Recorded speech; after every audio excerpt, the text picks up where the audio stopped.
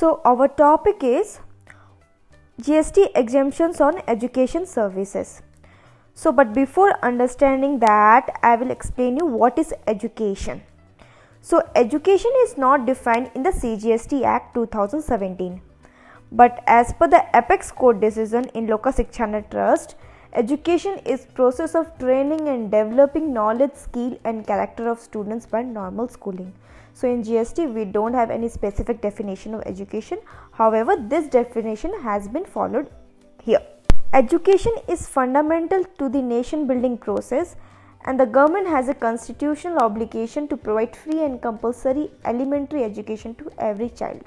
Therefore, to promote education and prevent its commercialization, GST law has tried to exempt all core educational services provided and received by educational institutions.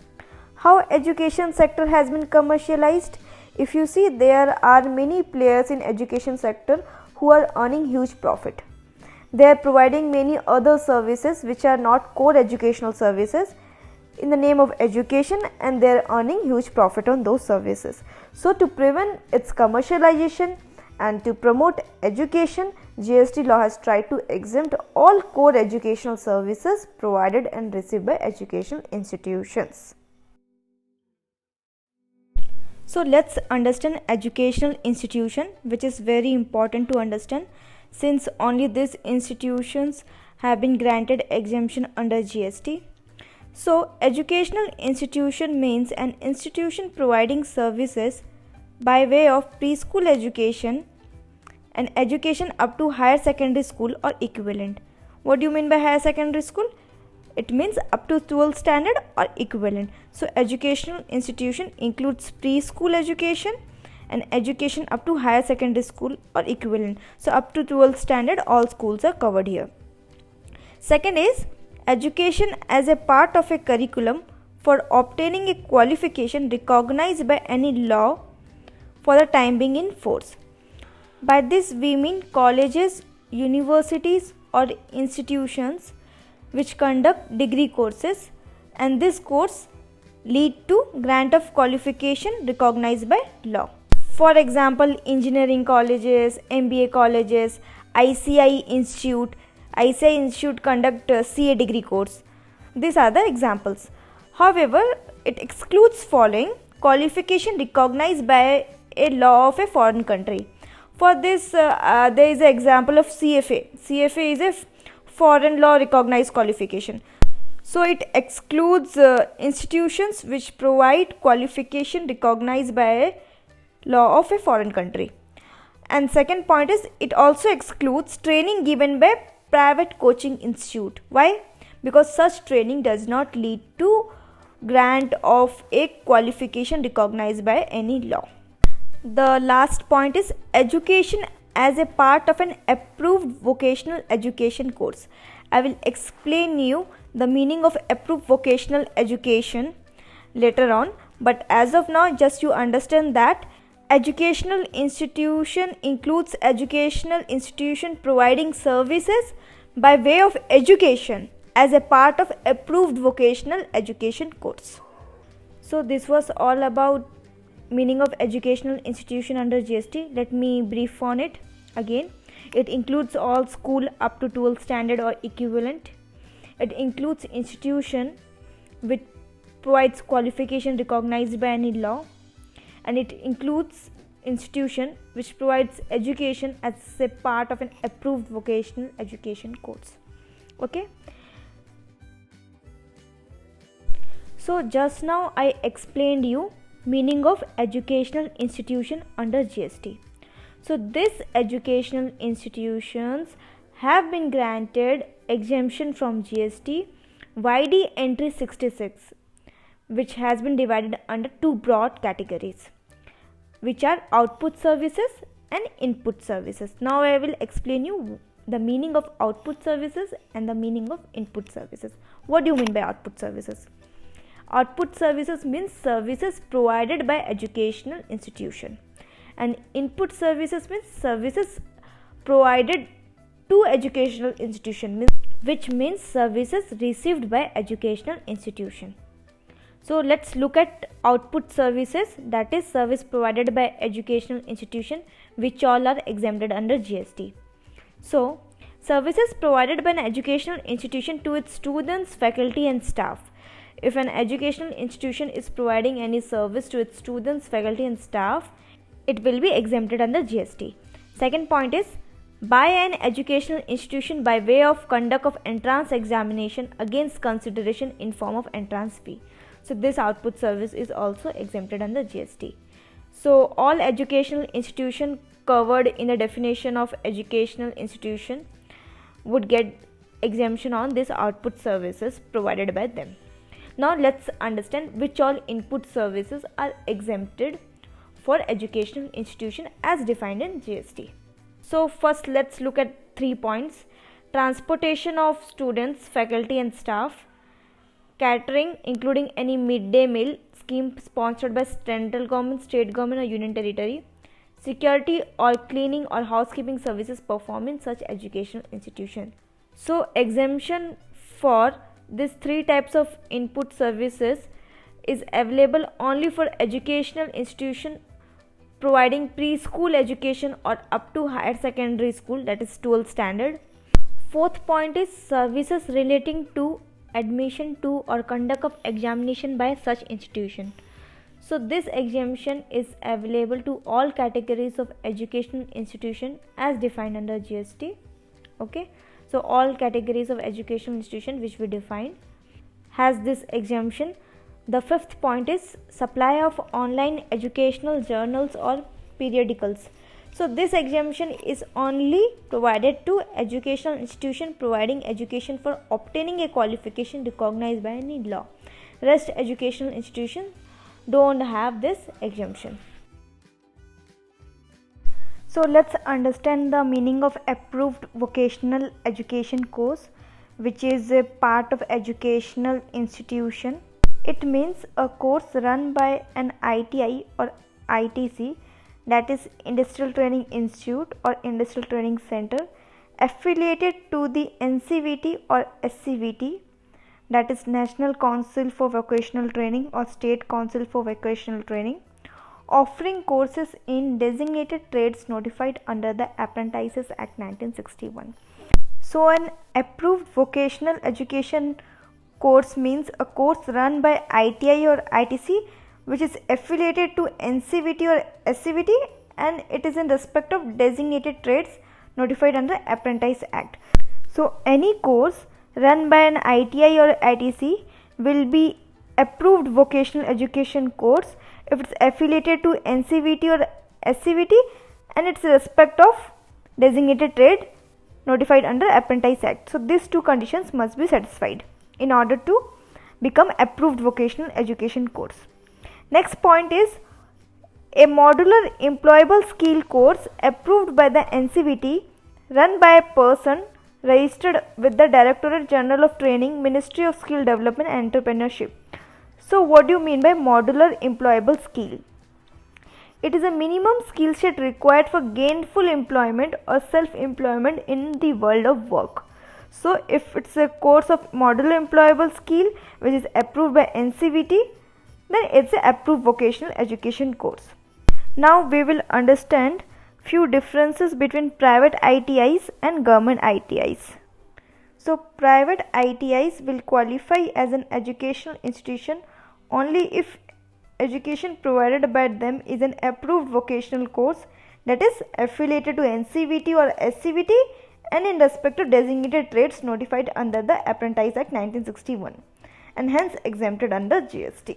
So private ITIs will get exemption only if it's an approved vocational education course. If the same service is provided by government ITI to individual trainees or students, it is exempted under entry 6. If you have read entry 6, it is the nature of the service provided by central or state government to individuals. So it has already got exemption under entry 6 for government ITIs, and this would cover both vocational training and examination conducted by this government ITIs. In the list of input services, I already explained you that which input service exemption is available to which educational institution. So if you remember, in the list of input services, private ITIs are eligible only for this exemption. Services relating to admission to or conduct of examination by such institution. All other services provided to it will be liable to GST. So, if a private ITI is availing any service relating to admission or conduct of examination by such institution, it will get exemption, and for other input services it will not get any exemption. So this were the few important point of differences between private ITIs and government ITIs. Hope so now it is clear to you. Let's move ahead. So this were the educational institutions which have been granted exemption on various output and input services. However, I didn't discuss with you one point which I would like to cover now. Central and state educational boards like CBSE, ICSE and different state boards shall be treated as educational institution for the limited purpose of providing services by way of conduct of examination to the students. So this educational board shall be treated as educational institution only if it is providing service by way of conduct of examination to the students. Otherwise, for rest output and input services, it won't be considered as educational institution. Output services of lodging or boarding. Do you have any idea on this, whether it will be exempted under GST or not? So, lodging or boarding in hostel provided by educational institutions are fully exempt from GST. Which all educational institutions are included here?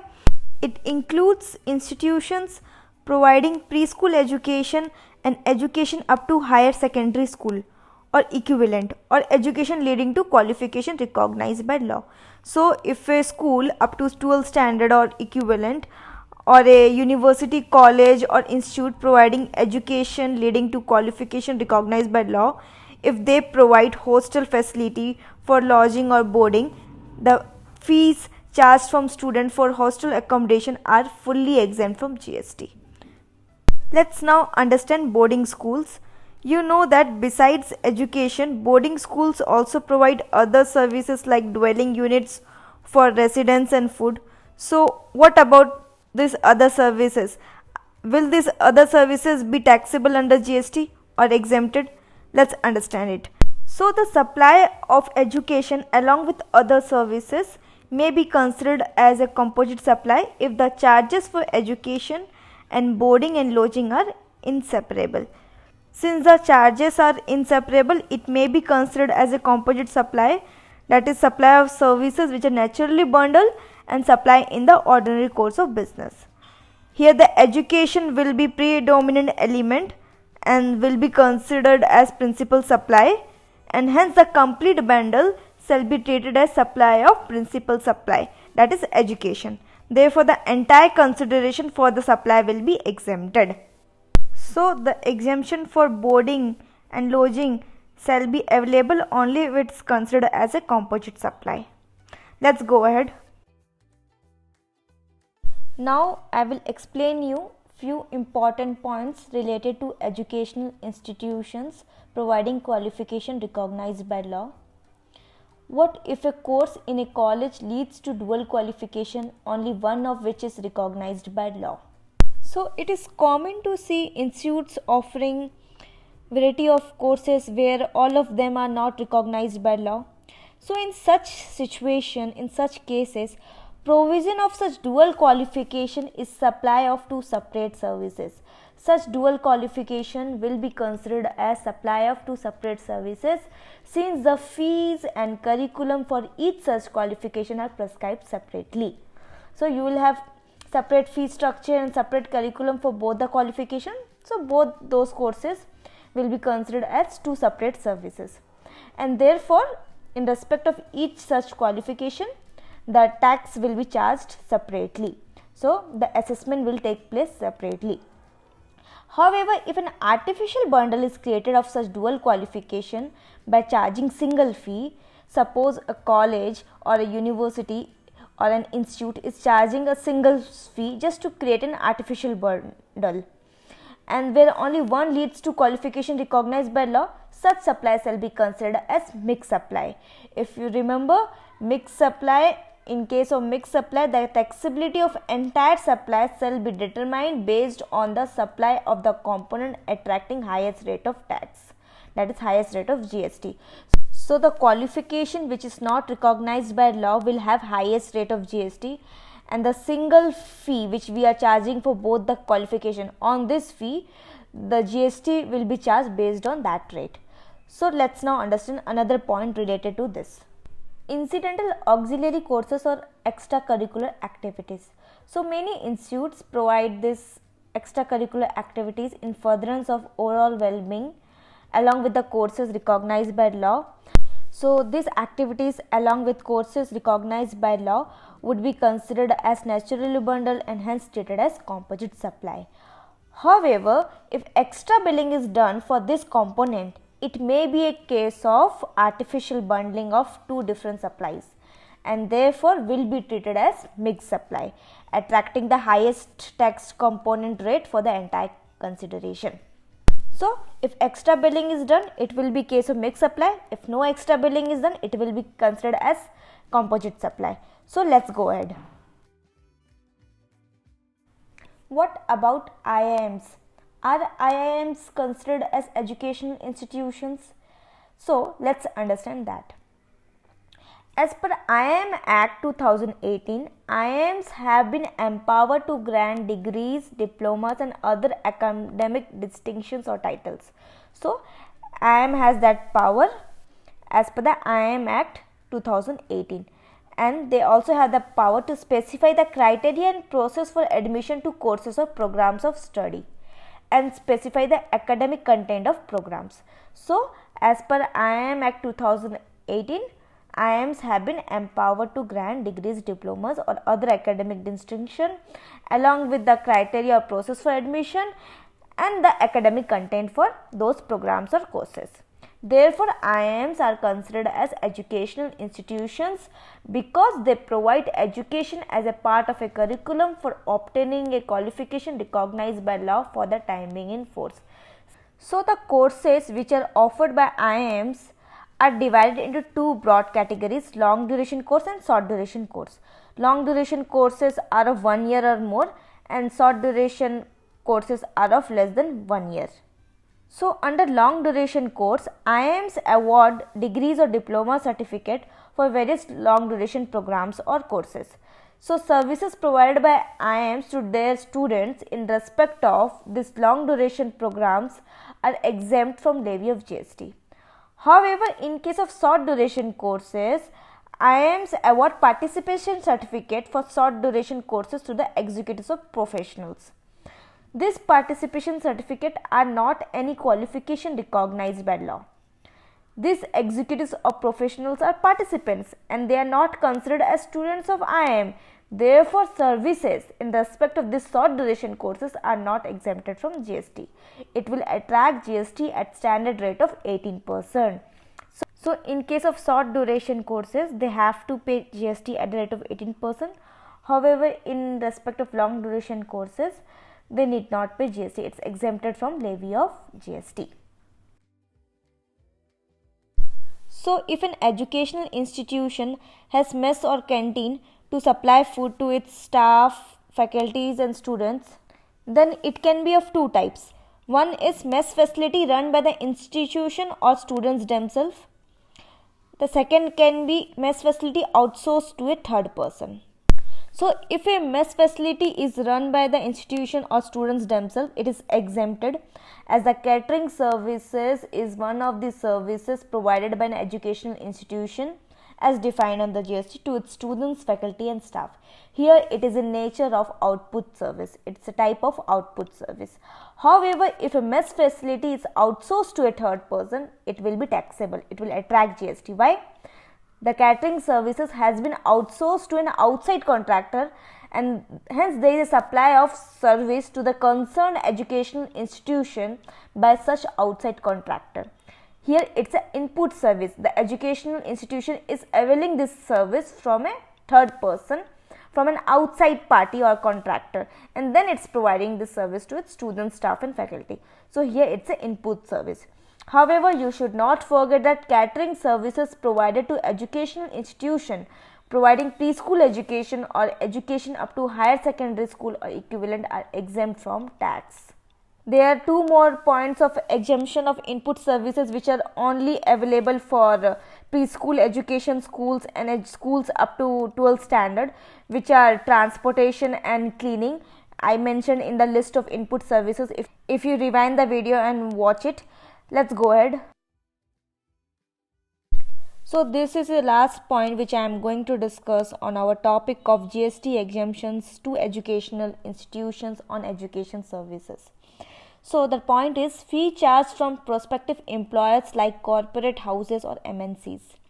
So educational institutions such as IITs, IIMs charge a fee from these employers who come to the institutions to recruit candidates in a campus recruitment. These services are liable to tax under GST. Why?